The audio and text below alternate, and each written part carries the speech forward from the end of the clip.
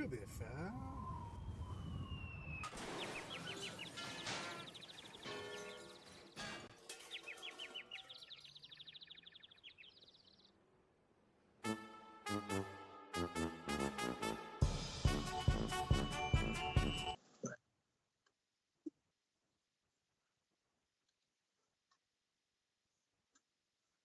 We did. How's it going? Two old guys on a cold day.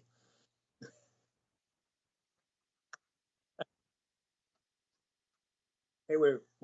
I just got to start this out 100% going. Remember last week when I said when people were like, "Oh, what's upcoming?" And I was like, "Man, Death Watch is really there's a list there that's going to win something big. It's going to win a big tournament real soon. You guys just got to wait and see." Just didn't know I was predicting the winner of LVO, but I knew they were coming. You know, sometimes I like to start a stream off without anybody being able to hear me. And that is the charm of my streams. Boom! Brad Chester, technological master. Could they at least hear me? Yes. All right, good. I think so. I just like being right and you being quiet for a minute. It's a good day. This is bullshit. It is funny because you immediately upon calling you went, "I love when I'm right." You actually messaged me that before you said that. That was Sunday, yesterday. When he won on Sunday, I just went on a couple of the Discords that I'm casually on. I'm not a big Discord guy. And I was just like, "Hey guys, remember this quote from 2 days ago?" It all worked out. We had some good play. We had some. The lists were the lists I thought I'd see. I didn't see any super wild surprises. Death Watch, I thought Death Watch has been good. Now, Hurdle's been playing, I'm going to give him a shout out. Hurdle's been playing really well for a long time, man. That guy's been killing it.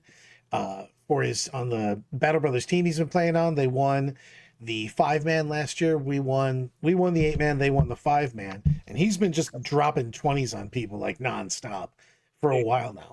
He's always been a good player. He understands matchups. He understands angles, which is a huge part of the game right now, is how to place and get ready for the counter to what other people are going to do. And I watched him play several games this weekend on streams. He's fantastic. He's just a very good player. Yeah, he was playing a lot of that Death Watch. Congrats to Hurdle. Congrats to Gator. Gator winning. Not only is he the winner at karaoke, but he's also the winner at LVO. So I'll be down there for that February 7th and 8th. I'm going down to North Carolina, down to Juice's place in North Carolina for the 8TC team championships.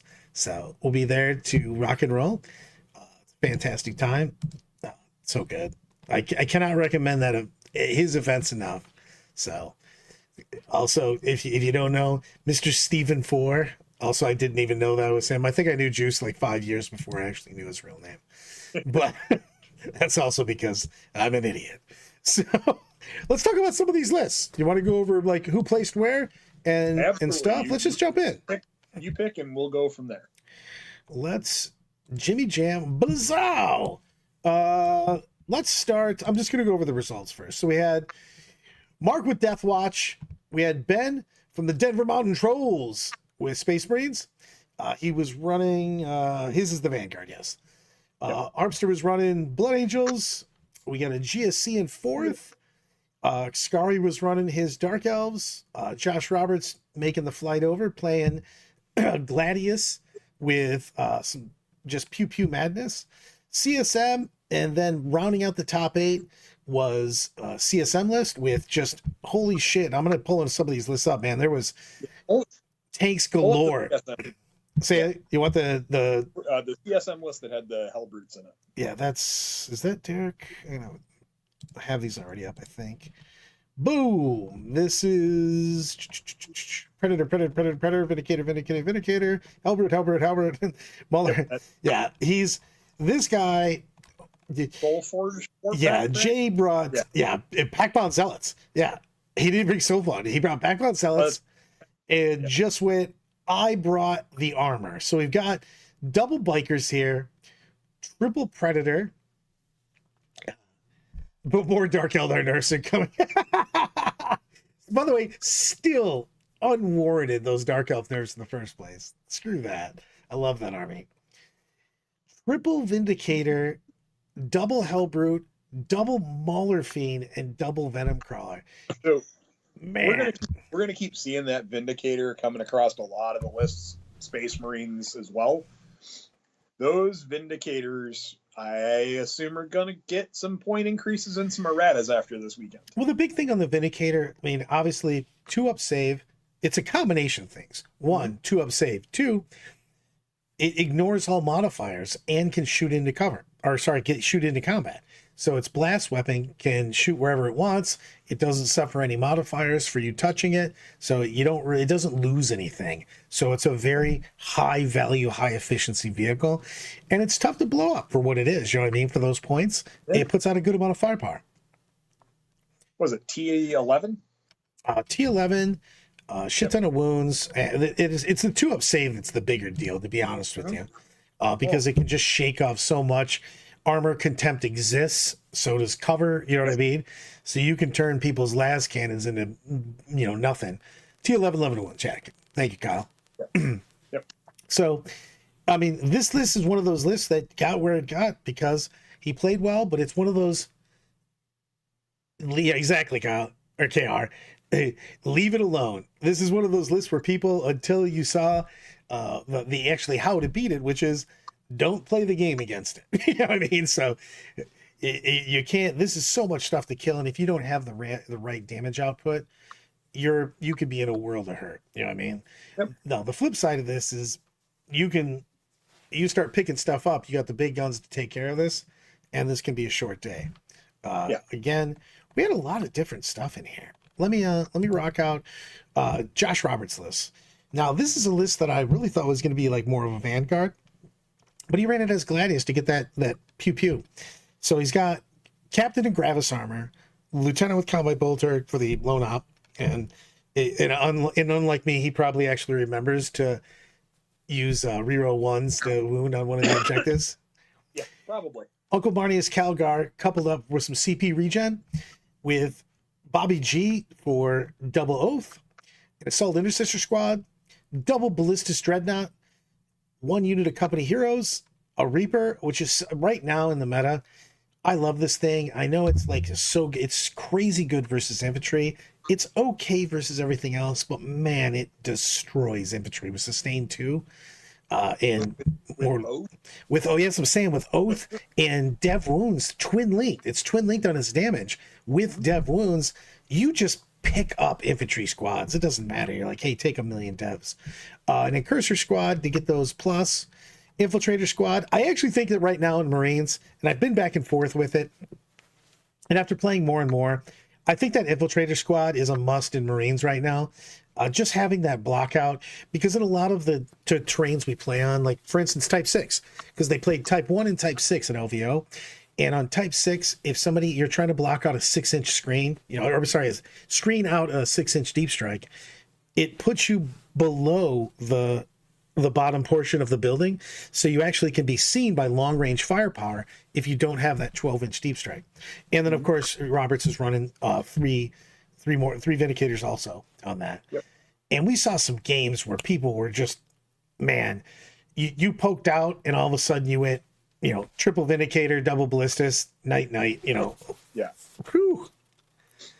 People were like, when the Ballistus got lowered in the last day of the slate, people were like, oh, they're okay. They're not that good. And I'm like, for that point cost, they're worth every penny. They're durable. A 2-up save again. And 2-up save. It's a 2-up save with a high toughness is just good. And you're always going to have your left arm or right arm wrapped around, the terrain piece. So you're just getting cover. So, man, it's tough to pick a lot of this stuff up, man. If you don't have enough AP, again, armor contempt exists. I mean, it's only versus one thing, but a lot of times that one thing's all you need. Somebody puts a ton of fire into it. I mean, hell, you could have people bounce a freaking Melta off you at that point in time. You know what I mean? With making that -2, you're still sitting at 4-ups at that point in time. So I thought this list was, had a ton of damage. He was putting up some freaking big scores all weekend too. Absolutely. Holy shit. Yeah, if you hadn't like a lot of, at least from a lot of feedback I got from people, was like, oh, we haven't seen lists like that in our area, or I hadn't played something like that. And people are like, what do you deal with that? And I'm like, you need to not only play the mission, you need to be able to pick up a couple of those pieces. And if you expose yourself wrong, you just lose. Oh, you can get flatline. Now, Yeah. I'm going to go to the wall real quick because KR says that he thinks that you make armor contempt not affect vehicles. I'm 100% behind that. I think that that's what they should have done with the nerf. It affects one thing, and you can't use it on vehicles. It's just too powerful on, I mean, just think about it with the Vindicator. You run in and you punch the Vindicator and he pops armor contempt on something that already has a 2-up save and is T11. You know what I mean? That's a pain in the ass to deal with in the first. Most close combat stuff's AP2. Right. And, so it's something that should get looked at. I'm not 100% sold on it, but I think not with vehicles is definitively something that should be done. Yeah. And we saw a lot of Marines. We saw a lot of power armor bodies this weekend. 100% on that. And you saw a lot of them in the top, and I think for the first time in a long time, Marines feel like Marines. Yes. I think Marines are in a great place, and I like the fact that we saw so many different styles of Marines. We saw Death Watch. We saw Gladius. We saw Vanguard. We saw Blood Angels. So I like it. What's up, Zach? So it's a big deal on this. Yeah. Hey, now we're going to talk about, stay with me, everyone, because I got to announce this out because Brian's not running 2 screens. And we're going to talk about Drukhari, Scary style.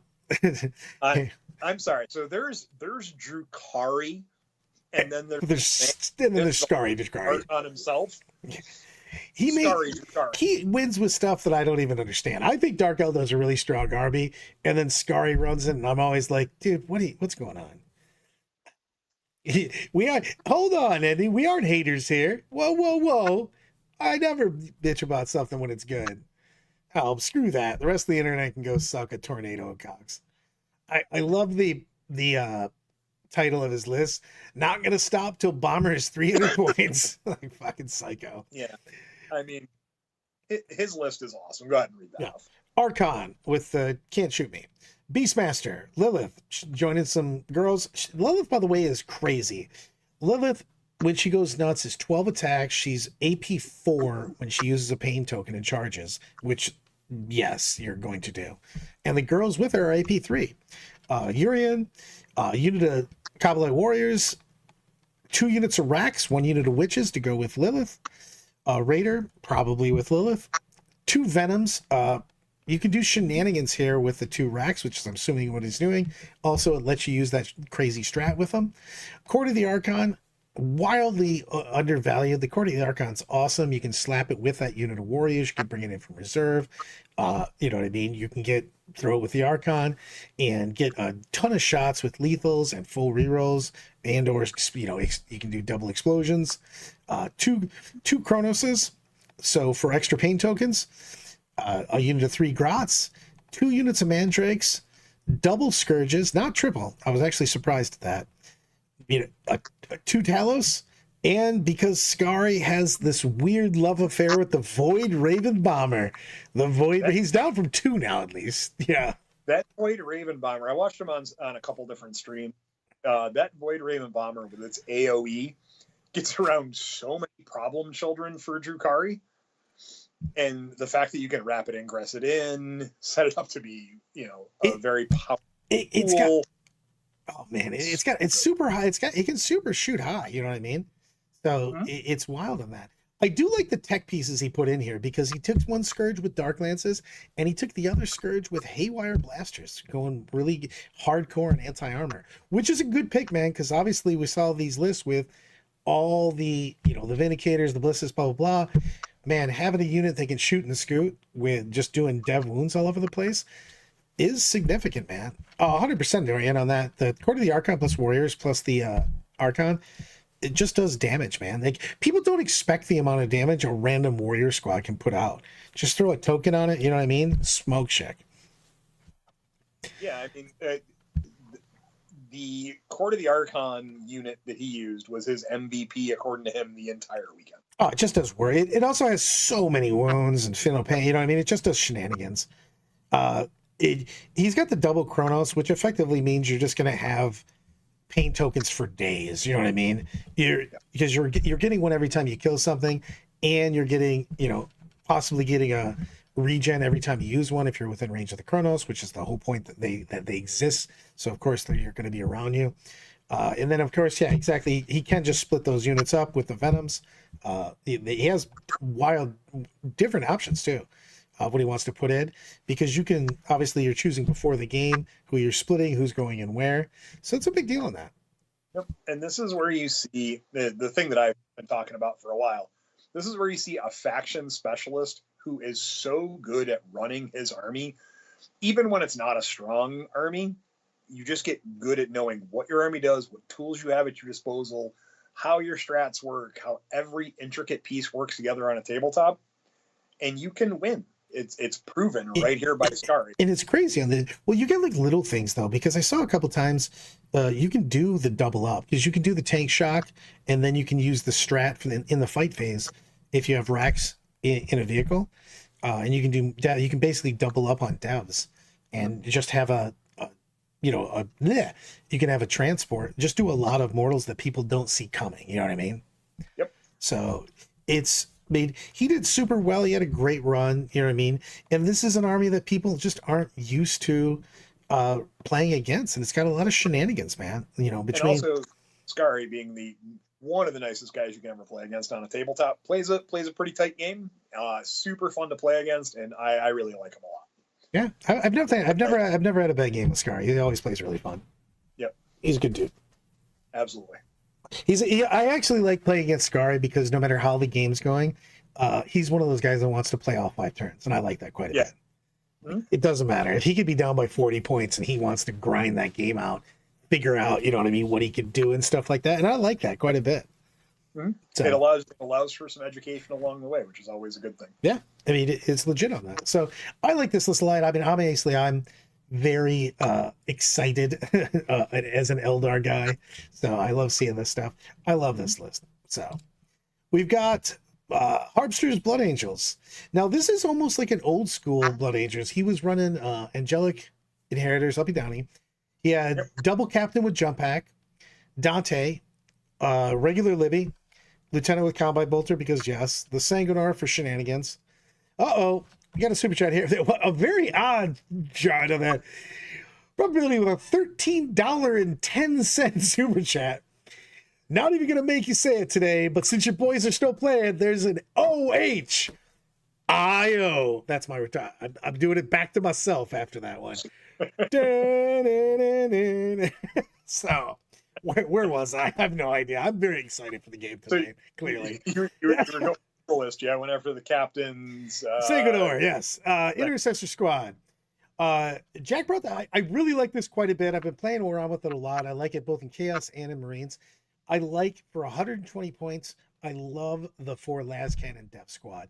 It's so good when you have Oath. You can just peek them out. It also makes people stay honest, because if you don't have something that can fire downfield, a lot of times your opponent just doesn't care. They'll just slam a transport or something, perfect spot.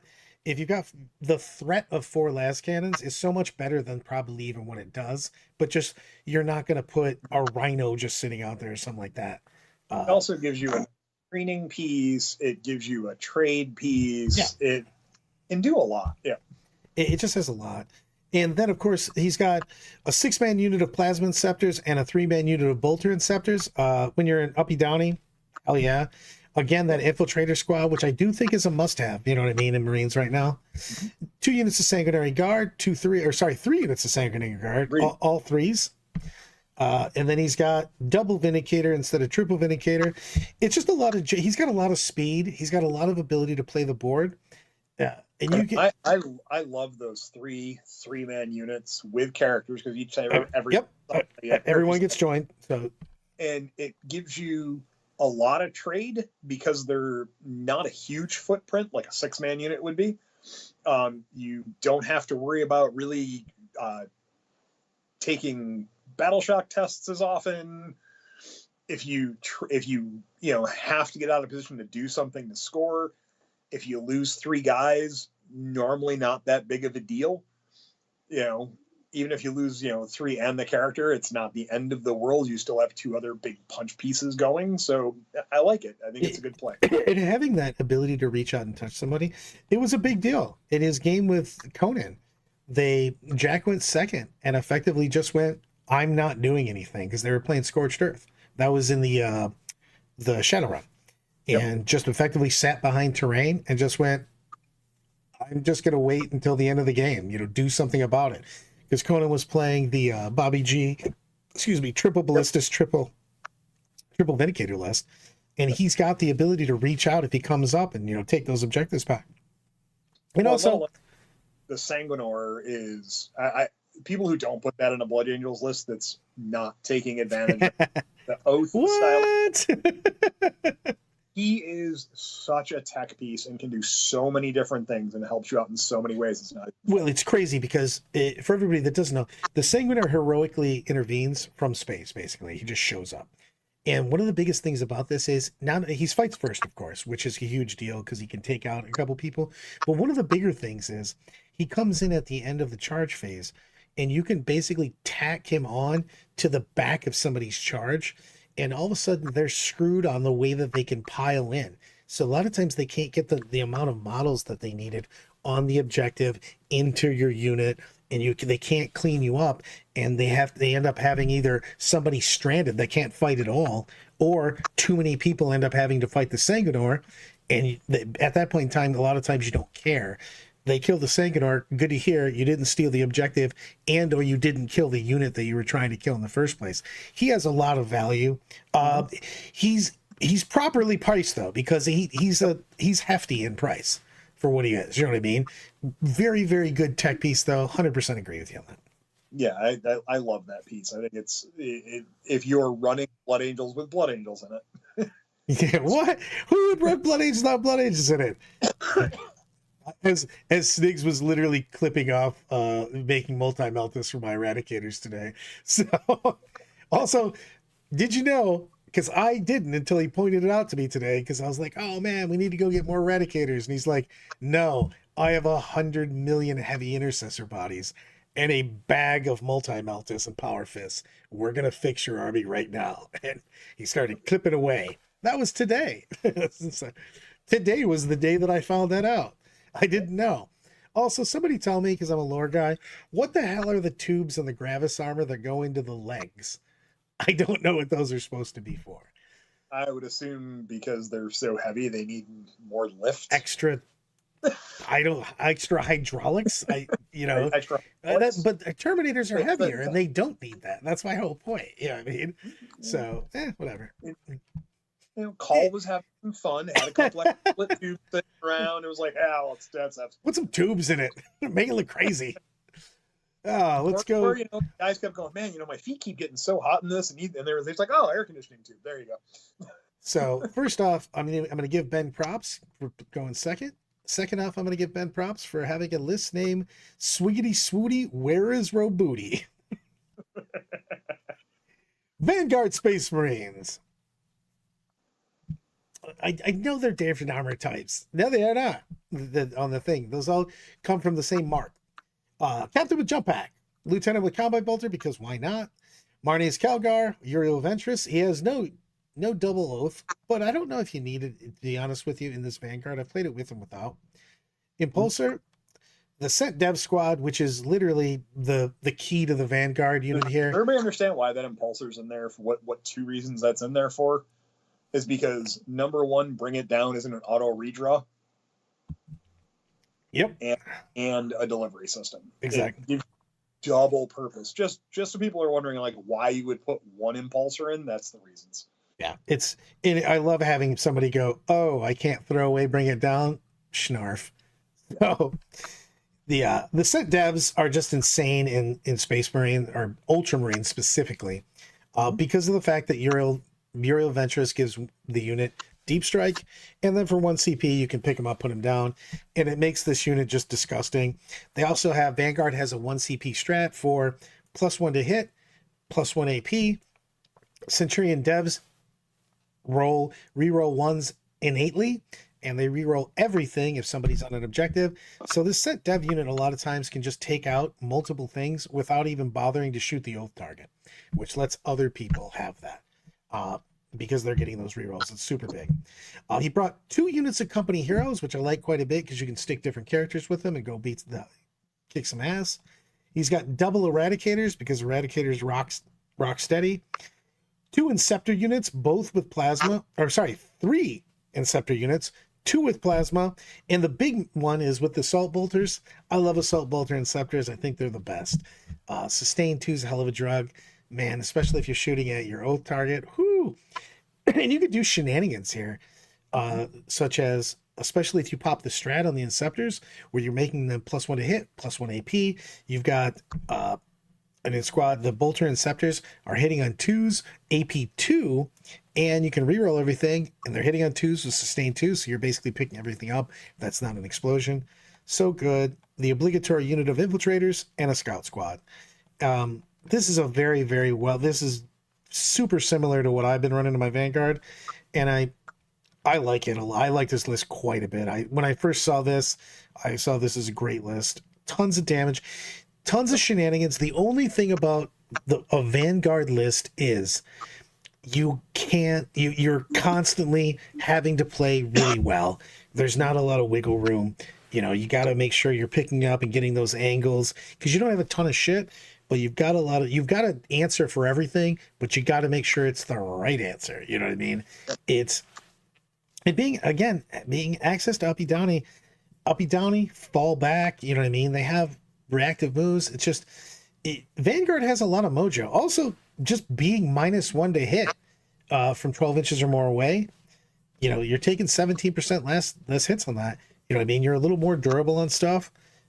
This is a really good list. I like. What did you think about this? I mean, I thought it was a really good list. It's extremely similar to the list that when people are talking about what they want to run for competitive Marines, that's within reason the list that I pretty much help people build to play and explain to them that it takes time, it takes effort to get it down because you have to understand when to pick up, when to move, where to screen, how to trade.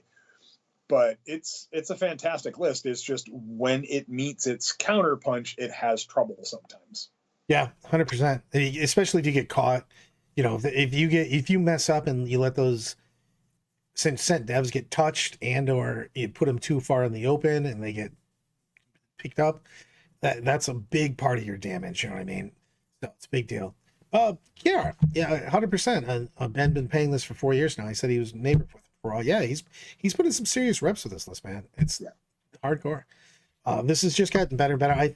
I think the Vanguard list is my favorite of the Marines. But I of course like shenanigans for the first part. So it's the most complicated of the Marine lists to run, I think, because of the amount of skill it takes to pilot it to the fullest extent. But it's also the most rewarding as you understand it and get it to work. 100% on that. And I feel that you've always got, you've got answers.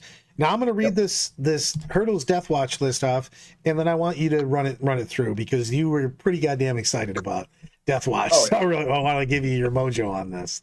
So we got the Captain of Gravis armor with the tome, Judge Judy with the Thief of Secrets enhancement, Lieutenant with Combat Bolter because yes, Watchmaster because he might actually be the best character for the point cost with rerolls. We've got 3 units of Death Watch veterans, 2 5s, 1 10, 2 Rhinos, 2 units of Death Watch Terminators, 5 and 5. And I love the fact that they've got the triple Cyclone missile launcher for each of them. Whew. For a 5-man squad, that puts out like a dumb amount of shots, by the way. Yeah. Indomitor Kill Team, which is this thing's so beefy because you got 3 basically eradicators. I refuse to call them Kill Team heavy intercessors with melter rifles. 3 eradicators, 3 aggressors, and then you got everybody else with the heavy intercessors. This squad's nasty with the extra strength. Thunderstrike to get that extra mojo, for the rest of the army shooting. And then the Talon Strike Kill Team, which is just bananas because you have all those heavy intercessors with jump packs, plus you've got all those Inceptors jammed in there. this is just a shit ton of shots. You've got all the plasma shots, you've got the assault bolsters on him too, and then you've got the regular guys with the heavy bolt pistols. This is a deceptive amount of shots. Also, he's picking shit up every single turn. You know what I mean? Kill team wise. That Talon Strike is a T6 unit with the ability to give Kraken rounds, to give you extra AP, sustained hits, lethal hits. You just don't see the amount of damage it does. And you're like, oh, I did 8 wounds to the unit. You failed 6. You're like, yeah, I just pick up these JPIs, put them aside, and I've still got the core of the army. And you're like, oh, I didn't really do anything to it, did I? No. There's a lot of rerolls in here too, man. There's a lot of not just a hit, but like there's a decent amount of rerolls to wound. The big thing that a lot of people don't see is that you have the Watchmaster who has a free CP strat, and the Gravis Captain who has a different named free CP strat. So you can go strat heavy on this army, use all your shenanigans. And their strats are gross, man. Yeah. Like Kraken bolts, Dragon bolts, all this shit is, I mean, just straight up having the ability. I mean, you don't think you're going to get that beat up by some of these squads until they pop Kraken bolts and just wound you on a 2. I'm sorry, I can't remember which is which. They pop the bolts on, the special ammunition on you, and all of a sudden they're wounding all infantry on a deuce. And he's got all of those weapons that have sustained 2, and he's just putting so much volume of saves on you. You can basically force your opponent into the, oh, well, I think I'm pretty good screened out here. You've committed over here. And then you go, well, I pick up this unit at the end of your turn, and then I throw them back down. I Kraken bolt on my free strat this, and that's gone. It's just crazy. And it's just, I like the volume. He's also got some shenanigans. He's got the fight first with Judge Judy. Yep. It's just, there's a lot of just. And that tome is so nuts. This army has play. I mean, the funny thing is, you did say, you're like, I think that Death Watch is going to start winning tournaments. You're going to see Death Watch win some big tournaments, and you're like, well, I wasn't ready for it to immediately win the tournament. I just said that, but I agree with that. Again, it was one of those things. Like, I watched one of the guys who's one of our local players, Joe Salt, who's a pretty good Death Watch player. Watched him do it in an RTT and kind of run the table, and he was like, yeah, I still got some tweaking to do with the army. And he was like, but I'm feeling pretty confident in it. And because I had to, because I sat and kind of just watched the game to learn the army a little bit better, I was just seeing the strats, the potential, the movement capabilities, the durability that you just don't normally see in a lot of the larger Space Marine squads there. And it's just really good. And those, by far, the Terminators with the triple Cyclones, they pick it's so many shots. Again, and you can do the volume. They've got that, either or. You can just put out so many shots. I like the fact that it can just get into armies and just give them, make a million saves kind of thing. And you're like, oh, I got plenty of screens and I got lots of Marine bodies. And it's like, yeah, 3 Cyclone missile launchers. Yeah, that was a nice unit of 20 guardsmen you had there. It was like, see you later. Yeah. You can just rock. I mean, it's just got a huge volume of stuff. The thing is, they've got the Death Watch hammers and stuff. They've got just like a lot of weird weapons. The Xenophase blade's actually badass in the veterans. You've got a lot of random AP and dev wounds all over the place. And if you're not Chaos or Marines and you're one of the Xenos armies and you see Death Watch across from you with all the stuff they have, you can just go, oh, this is going to be bad. Well, I'm going to give it the go to the wall machine. Why does Death Watch shoot better than any other Marines? Death Watch, by lore, should just dominate everyone as far as shooting on that, because Death Watch is the special forces of Marines. Death Watch is, they take the top people from all the other chapters and each of them sends. And you have to literally go through 3 phases of, you got to talk to a chaplain, you got to talk to a captain, you got to talk to the apothecary. You have to go through basically interviews to basically see if you're worthy to be in the Death Watch. So I like Deathwatch quite a bit right now. I think it's a great army. I wish it was more like eighth edition Deathwatch, which people will throw tomatoes at me for this, but man, well, they're supposed to be Xenos hunters. You know what I mean? And in eighth edition, if Deathwatch played a Xenos army, they would just ruin its day. However, they were just mediocre at best against everything else. Oh, yeah, but man, if they played Xenos, whoo, game was over. All the things.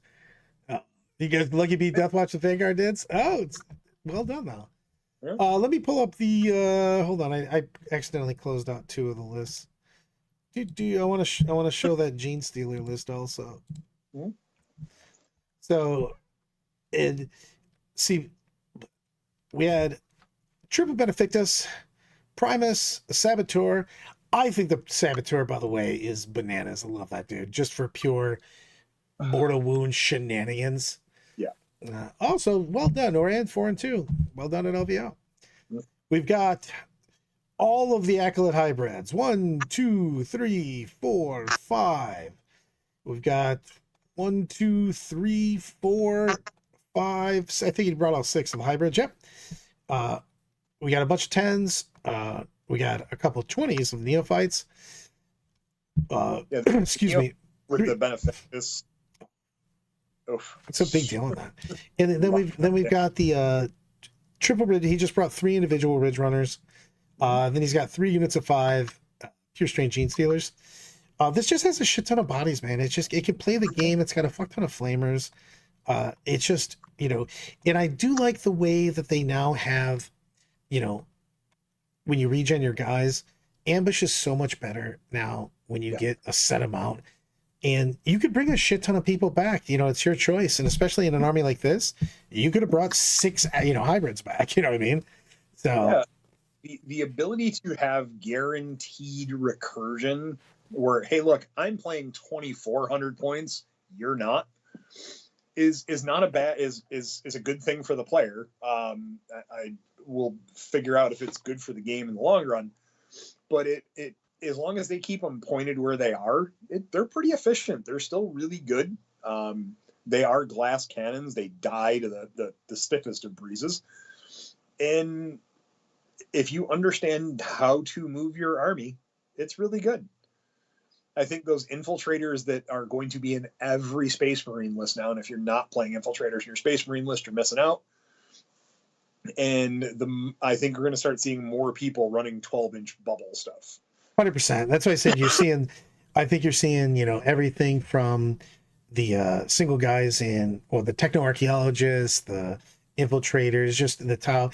Anybody that gives you a 12-inch bubble is, I think, going to be a necessity with so many armies getting 6-inch drop. Dark Strider, there you go. Any of those guys. I was just about to say, I was losing my mind on the tau guy for a minute. I was like, yes, Dark Strider, yes.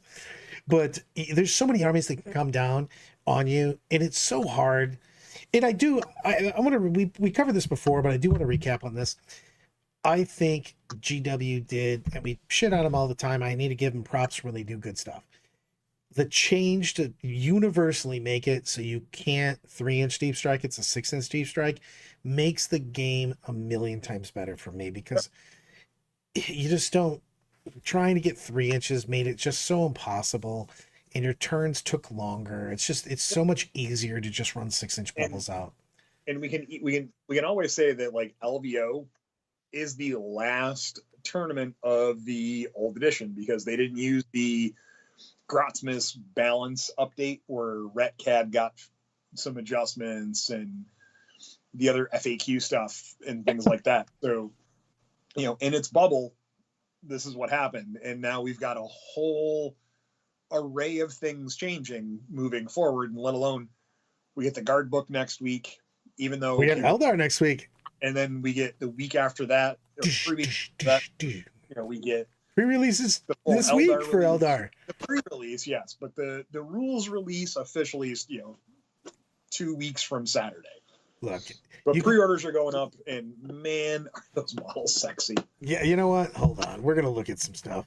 Give me a moment. Now you got me hooked on phonics. And my thing is, and this is like a very minute thing. You couldn't get the Falcon from GW for, I don't know, the last year or so. And they went, hey, we're just going to combine that with the Wave Serpent now. Have a good day. Smart move, GW. As a retailer, as a fan of the game, I appreciate that so much. Please make more combo kits. Just keep doing it. You know, if it's on the same chassis, goddamn it, put everything in one box and sell it. Oh, put everything in one box. All I'm saying is I'm pulling up several of the Eldar. Don't they have one that has all the Eldar in it for one? Yeah, if you look at the coming next week one, that'll give you all the stuff that's up for pre-order at least. So, because I got this, I got the Warp Spider Exarch, I've got the new Fugan. Where is? So the Warp Spider Exarch, man, that is just a neat looking model. And with the Warp Spiders coming, and it looks like everything's in box 5s, which means you're going to be able to play 5/10, which means you'll be able to do MSU Eldar, which Brad will be super happy. You know what? I'm going to show you the share screen. I can't be talking about this without just showing people the love. No, I got to center this again. Oh no!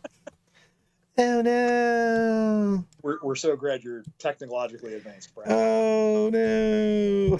Don't worry about it. Nothing to see here. Eldar. And then I mean, we'll pour one out for Karandras. He's lost somewhere in the warp. You know what? I refuse to believe that K-Ron's going to be with me forever. He was out getting a cup of coffee, and he didn't know because he's got a model that's 1 inch tall. The sculptors were like, "Wasn't there another like dude somewhere? He's green. I remember he's green." And somebody went, "Was it an orc?" No, I don't think it was an orc. It was Eldar. You know what? He's probably hanging out in the bar with my boy. So this spider, Warp Spider, Phoenix Lord, it's so cool. Yeah, I honestly can't say its name because I've only heard it pronounced once, and I'm just not going to commit it to memory yet. Yes. You gotta say it with a whisper.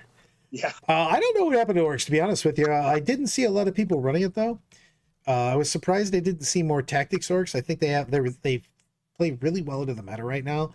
Like didn't two make the top? Didn't two make the quote unquote shadow round? It was top 16. Let's just say. I'll pull it here. Let me pull that. I thought there was 2 that made the top 16. Let me see, because here's 16. We had Tyranids, Warriors, Death Guard, Space Marines, Death Guard. No, they were just outside. Death Guard that there was 2 of, yeah. Yeah, but we didn't have a whole much of that, so I was surprised at that, to be honest with you, because I thought that the tactics list really plays well into a lot of the meta right now.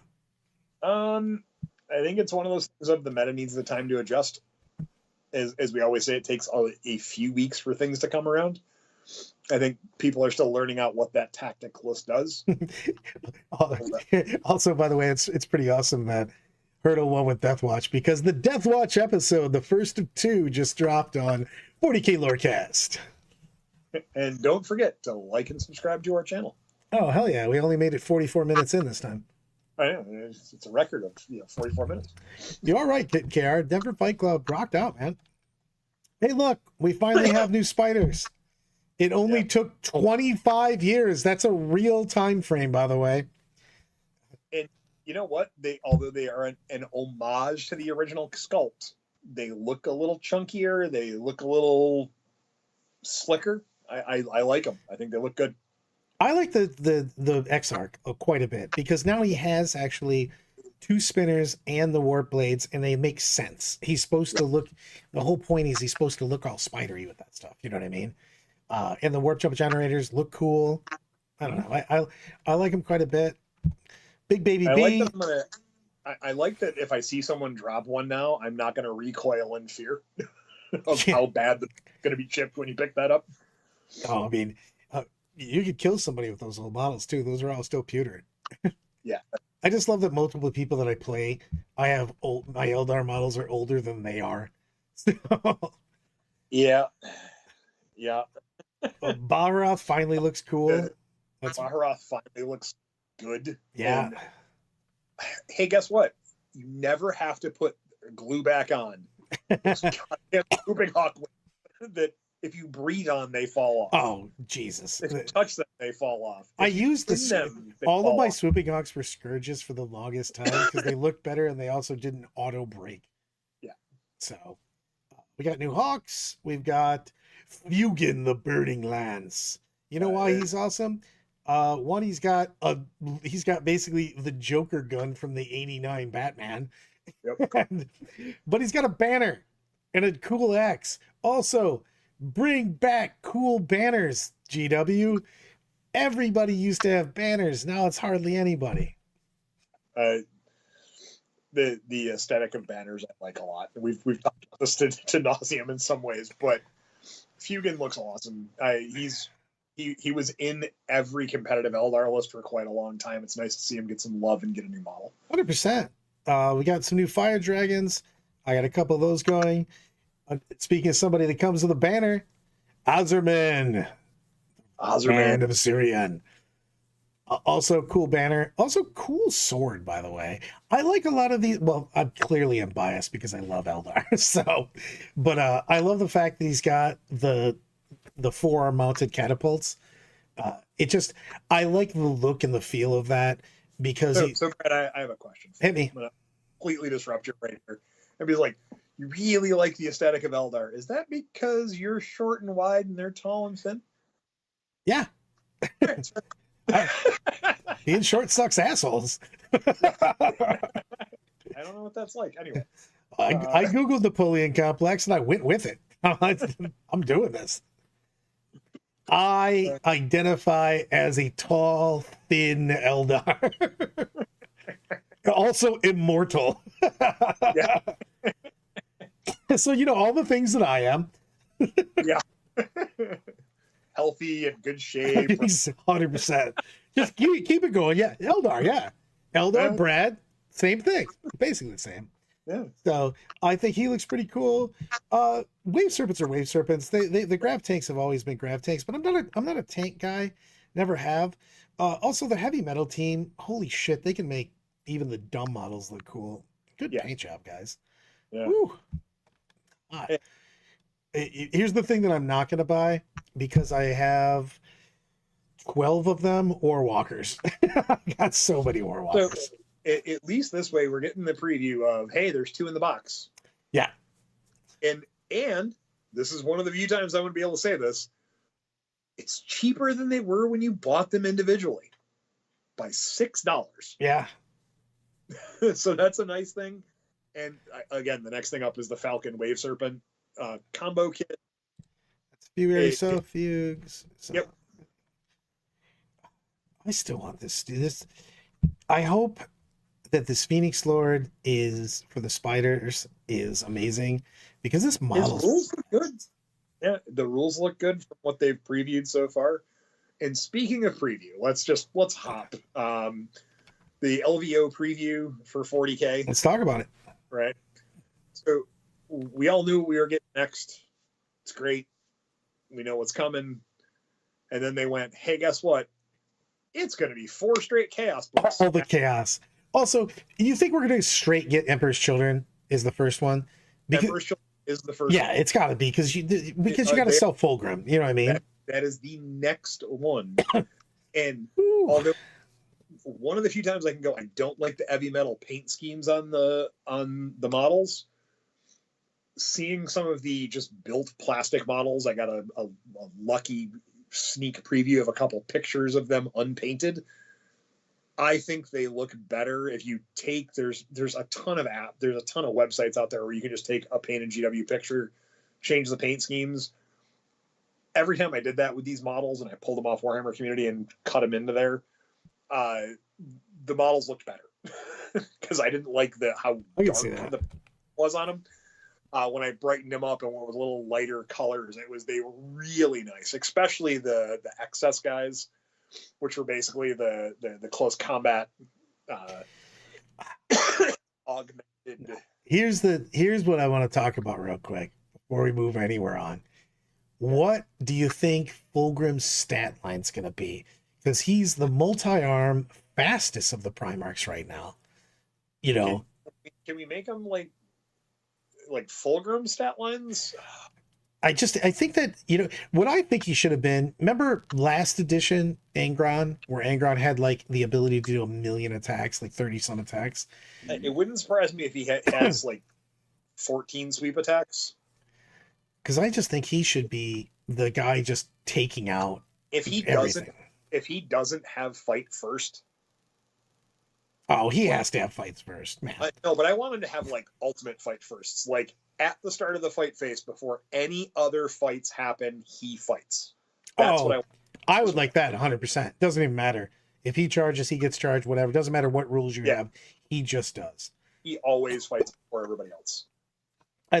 I'd like to see him. I'd like to see them start doing a little bit more. I think that Bobby G's a really good model, and Magnus does this a lot. I'd like to see these guys be more force multipliers also. You know what I mean? Mm-hmm. So I would assume he's. It wouldn't surprise me if he has a fight first aura. Huge. I just like to see my Primarchs kick ass and be very valuable. You have some of some choices that they had for him, but I don't remember off the top of my head what they said. But those models, they just look interesting. Lucius having a model that is not, hot garbage, and he looks interesting. The Lickitung face with the descended jaw is kind of fantastic. Poor Lucius. Lucius was okay he's been okay for a while, but like, remember in 8th edition, it was the funniest thing is in the playtester meeting, we were like, what would Lucius have to be costed right now with his current, stats and everything he does? I'm like, if you gave him to me for free, I don't know if I'd take him. He was so bad for so long. Yeah, Lucius was some redhead stepchild for a while. Yeah, I'll give it to you, Matt and KR. That is true. Fulgrim should probably not be a force multiplier because no one has been duped more than Fulgrim. That guy goes, "Hey, is that shiny? Oh, I got possessed again. God damn it! Whoopsie!" Now, and this is where when they announced that, hey, guess what? We are going to put Slaanesh demons right in the book. And people are like, oh, this means they're getting rid of the Demon Codex and all this. I'm like, no. They learned their mistake from Marines. They can now go, hey, you don't have to worry about demon ally rules. These armies can take these. These armies can take these if you have the right marks and everything. These are their points, though. That's the big thing. Pointed in that book for that thing. So they don't have to worry about, oh, well, we're going to raise the points on this. Oh, but that screws this and this. Oh, yeah. It's so hard. Just leave it alone.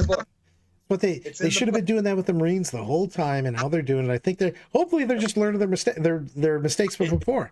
It seems like they learned a mistake. I think it's glorious.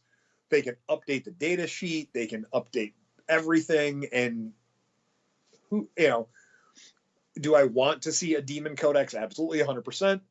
I think we're going to get one. It'll probably be one of the last books released for the edition. But come on, we're getting them in the Codex. The Slaanesh demons outside of the Slaanesh detachment they had didn't see a lot of play in demon armies. Now we're going to see how they fit into Emperor's Children. I'm 100% play out of your stuff. I 1,000%, bro. I'm so excited to see this because I love the idea of your allies with you, but I hated the fact that it fucks up other thing. Matt at a point, maybe this will help like Dark Eldar with it. You know what I mean? Because you should have your own costs in your book. Exactly, with Eldar coming out, if they can take Harlequin or Eldar, allies with them, if you're playing Inari and stuff like that, make them have their own points for that specific detachment, that book. It should have nothing to do with the Drukhari book. Their points are their points. Eldar has their own points, and if you take Drukhari in the Eldar book, this is what they cost. You know what I mean? And if it's 10 points more than the Drukhari book, cool. Because of the synergies, go fuck yourself. You know what I mean? It doesn't matter. They can do whatever they want on that. It helps out so much because you can do cool things and not hurt other armies. Matt will come in with the $5 super chat.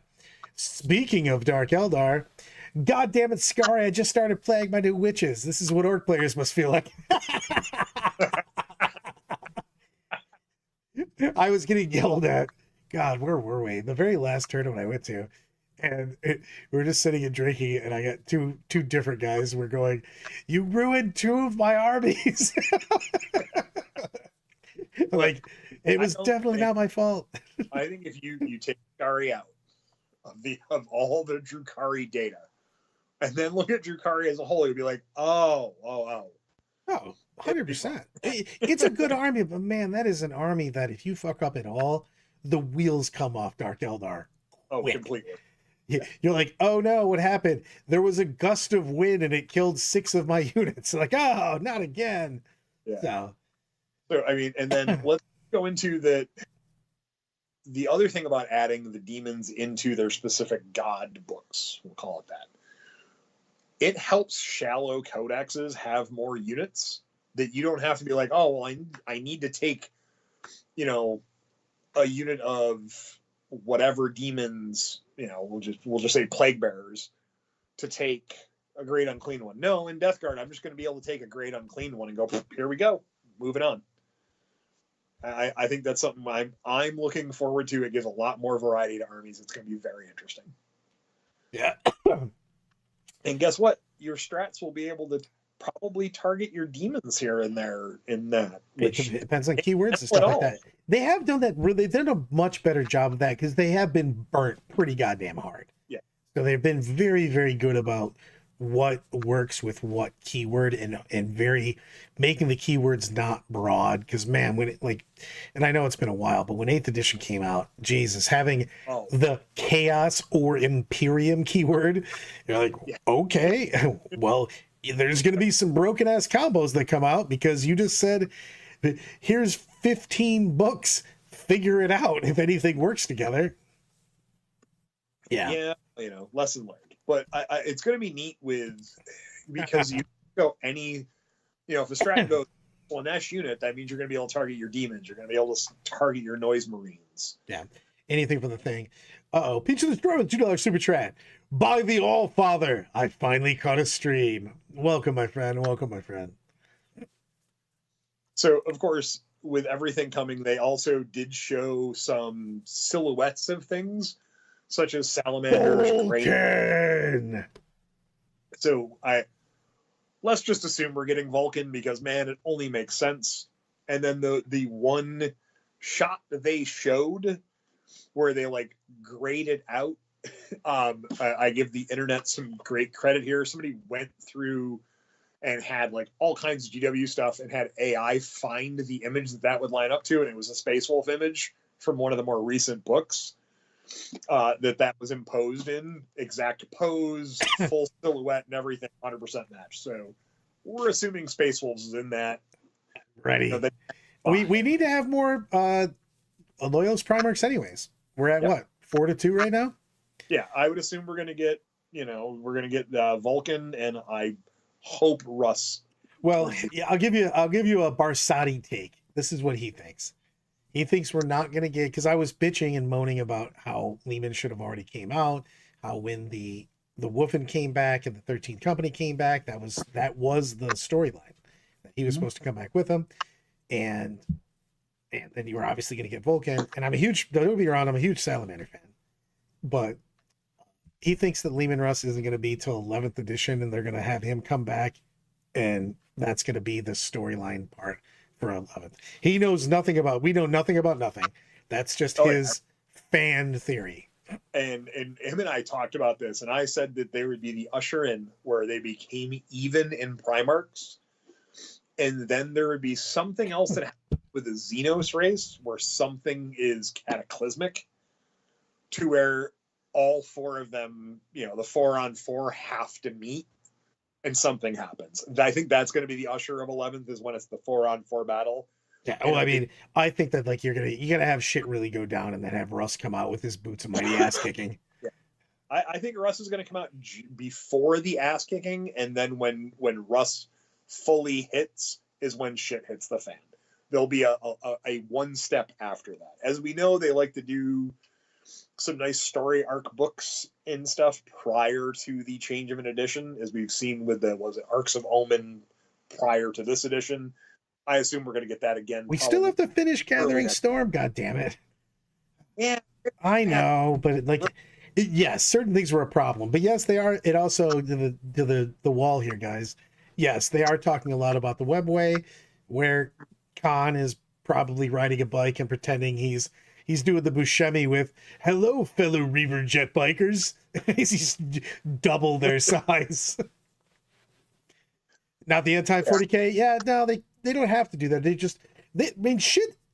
Everybody, if you look at the lore, shit is going down. Tyranids are like straight wrecking the place, and the Necrons would be wrecking the place if they weren't too busy trying to fuck each other over every 11 minutes. You know. And don't forget that Gaskel's got another great wog started. Yeah, exactly. Also, he's also super Gasgul. His stats should be more ridiculous than they are.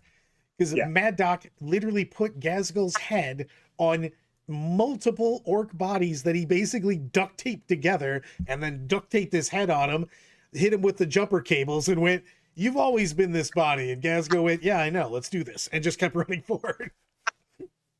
And don't forget that Makari is just kind of going crazy as well. Also true, Makari should have better stats now too, because he's a psycho. Well, Makari killed 2 Inquisitors and an Ogren bodyguard. Yeah, it stabbed him right through the face, by the way. I mean, he did stab the other dude in the back. So Makari came out like the Spanish Inquisition because nobody expected Makari to show up with a spear in the back. Yeah. I mean, but as we wrap up tonight, I'd like to give a shout out and congratulations again to Gator for pulling off LVO. Fantastic. Top 16ing at LVO is an accomplishment. If you are one of the top 16, friend and family member, kudos. That is like winning a GT all on its own, just coming in the top 16. Also, Saturday with the Shadow Round is such a bitch. It wasn't a Shadow Round. I know. It's an auto. It was cut to a top 16, and they played that game. The 4th game on the day. Ungodly o'clock in Las Vegas. So, all of the things, some of the stuff. Hey, I heard there's going to be a big GT coming out. I mean, I heard that we're doing the Motor City Major, that the lore cast, the lore cast and myself and are putting together coming up. We will be. Why is the date going to escape me? The first weekend, June 7th.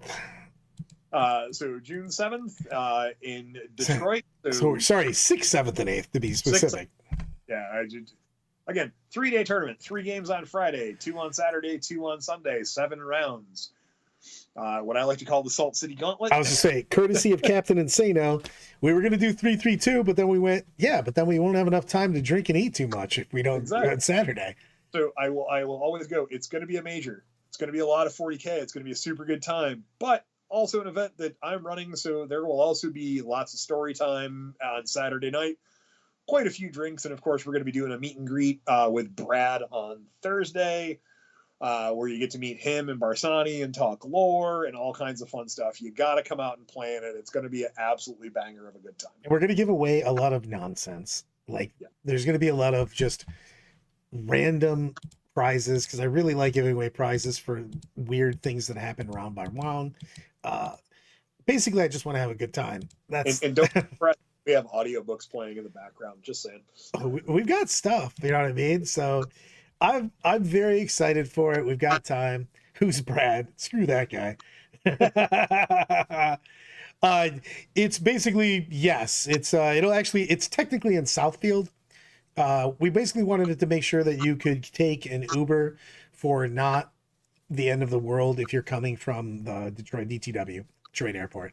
So it's 40 minutes. I don't even think it's that far. It's less. I think it's a half hour. That's really, really easy to get to. Again, we'll put up a link if Brad remembered to copy and paste it. Probably not. I just tried to. Did I not? God damn it.